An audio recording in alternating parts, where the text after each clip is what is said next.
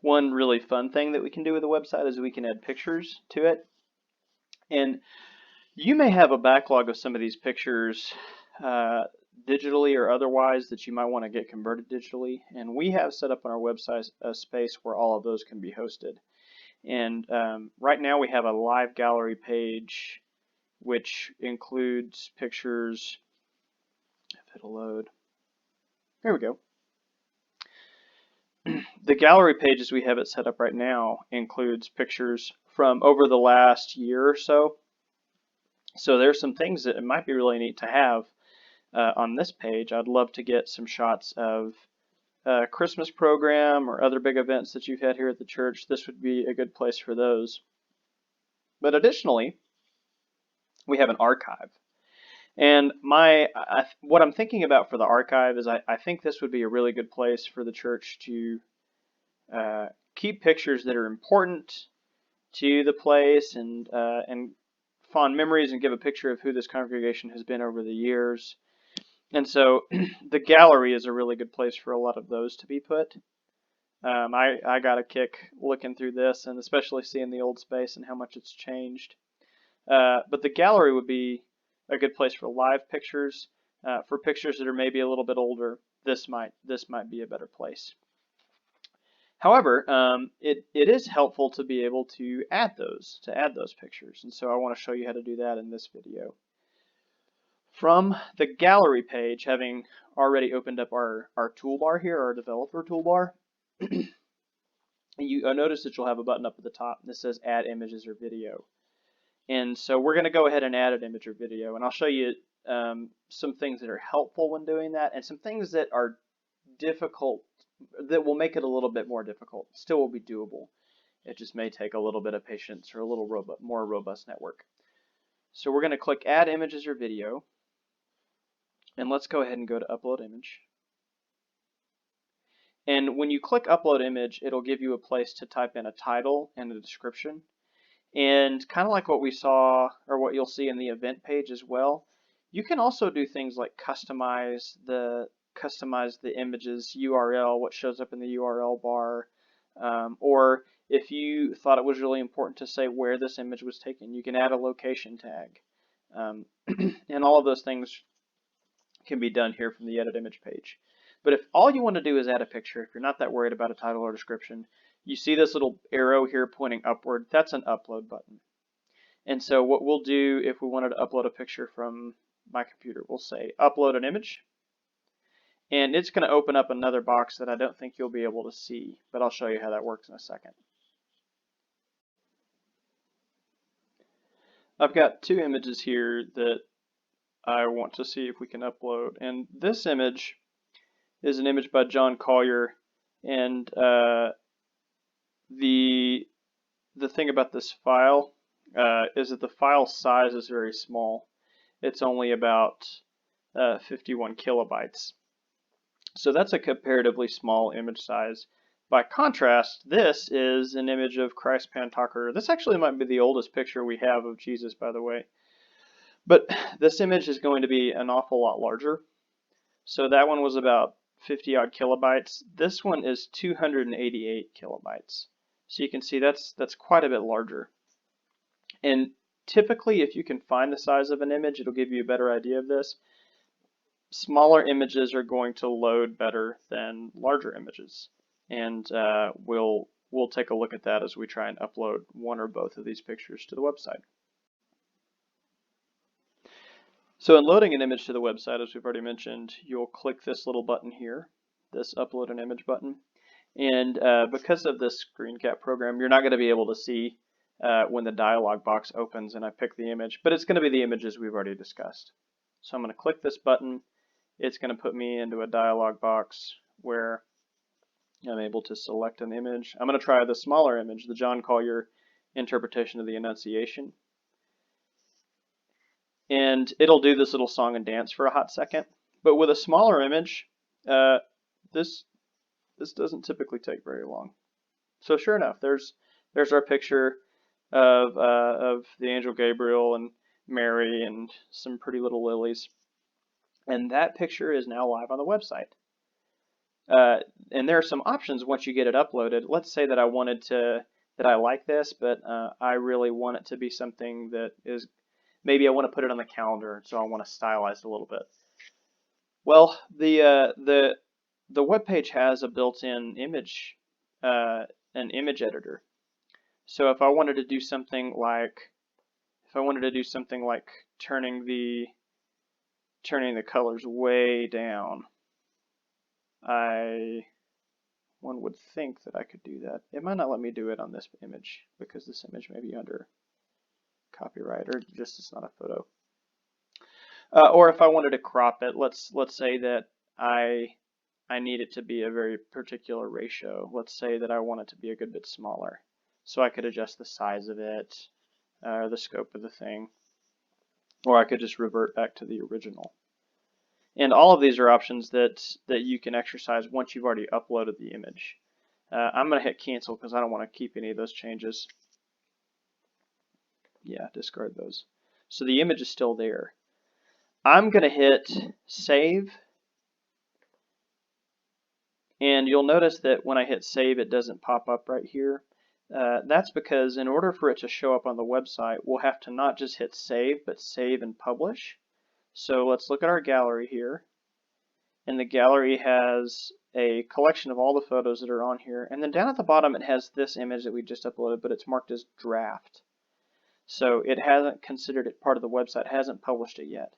But let's say that I do really like this image and I want to go ahead and publish it. Well, I'm going to select it, and I'm going to hit this, double click on it, or I think you can hit the little pencil button. That's shorthand for an editing button.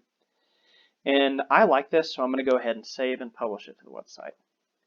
And once I hit save and publish, you'll notice the right side of the website reloads. And as we look through our gallery photos, here indeed is the John Collier image that we just uploaded. And we can click back and forth in all of those, but it's already gone live. So that's remember, this is the much smaller image that we looked at. Let's see if we have the same sort of luck uploading an image that's a little bit larger, and then maybe one that's even larger still. So I'm clicking on the much larger image, the picture of Christ Pantocrator, that is almost 2.5 times the size of the image that we've already uploaded.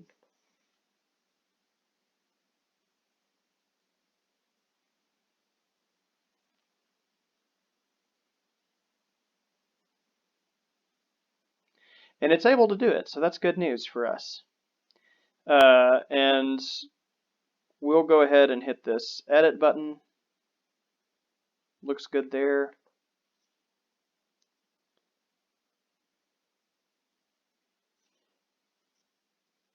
And it has gone ahead and published because we did it from the gallery page. Now, one thing you'll notice about this, you'll notice how this image has cut off the picture right here. Because this image is not a standard size image, this little dot right here will move around the focal point. So let's say that we don't have a whole lot of interest in looking at the neck of this photo. Let's say that we actually want it to focus on the face. So we'll move that. And then let's reload the page and see if that does anything for it, or just click away and see what happens. Click away, click back. We'll just go ahead and reload.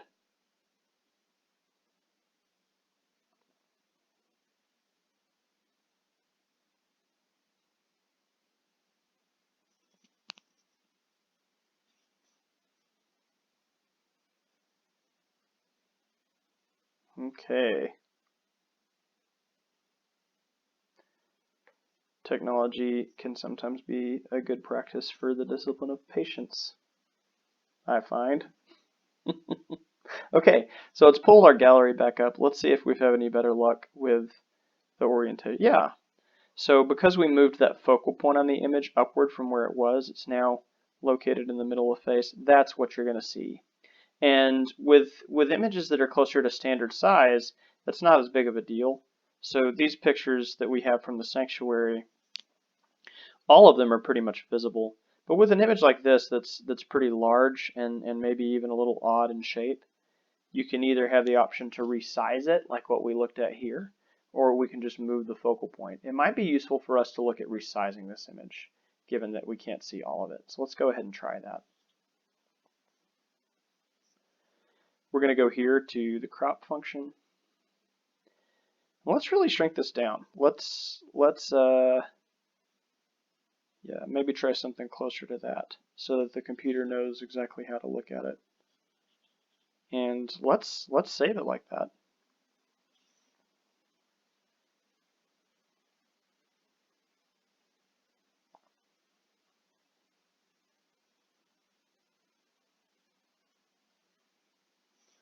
Okay.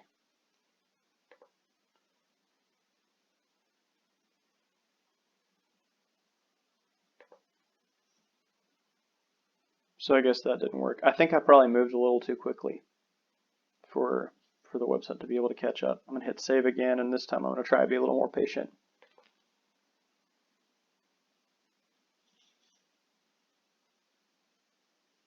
Since it's readjusting the image size.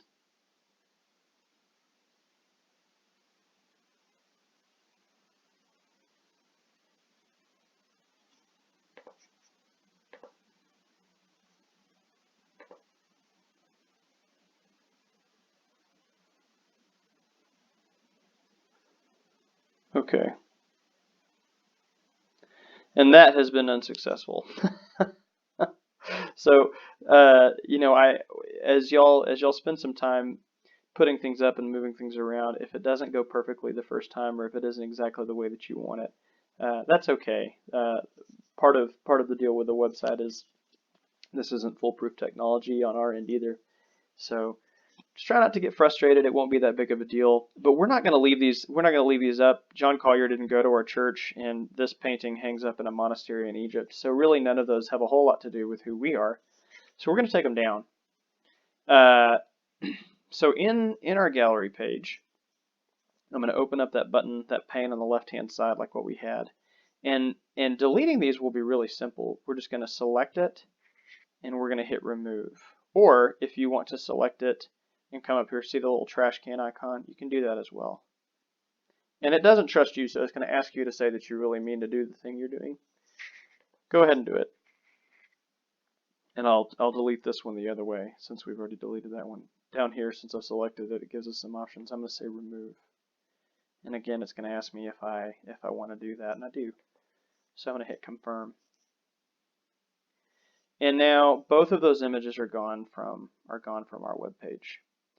If you want to move an image around, probably the easiest way to do that will be just to remove it like we just did from here, and then re-upload it. Although let's see if we have the option to move it to a different page. Yeah, we can.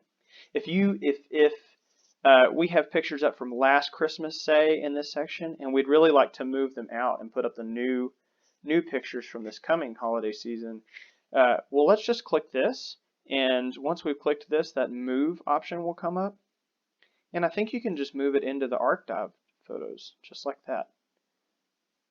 So that photo is gone from this page, but if we'll go back to our pages here and come down to the archived photos,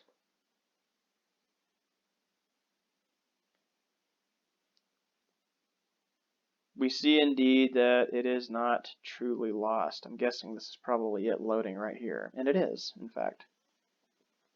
So let's move it back. Let's say we realized we made a mistake and we want to move it back where we had it. We're just going to hit move again, and the page that's open is gallery, so we're going to click gallery and now move item. Let's click back over where we were and see if it beat us there.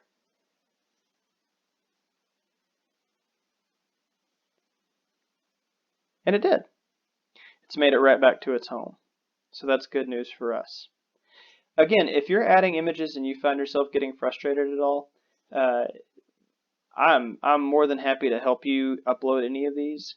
Also, a lot of this is going to depend on things like what your internet connection is at home. The internet connection at the church is very adequate, but it is not particularly quick on the upload. Your upload speed is always going to be a lot slower than your download speed. So if you are able to watch Netflix at the house and, get clips from the news and things like that pretty easily, your speed at the house download wise is probably pretty quick. Usually your upload speed is going to be about half of that, maybe less. So if you're finding yourself getting frustrated uploading something, it may take a little bit of patience just because that is a process that is usually a lot slower. And so as you play around with this, if that's a pretty persistent problem, your upload speed may just be timing out or something like that. And that's okay. You can even come up to the church and try it here if you'd like. And for photos, our upload speed here at the church has been mostly adequate. For videos, it may be a little more difficult. But we're able to do a good bit of that without a whole lot of trouble. So just be patient, give it a try. You can't mess anything up so badly that it can never be fixed, and just have some freedom and enjoy some time trying to fiddle around with this and get it to do what you want it to do. It is, after all, your website, and you ought to be able to use it well. Okay, thanks.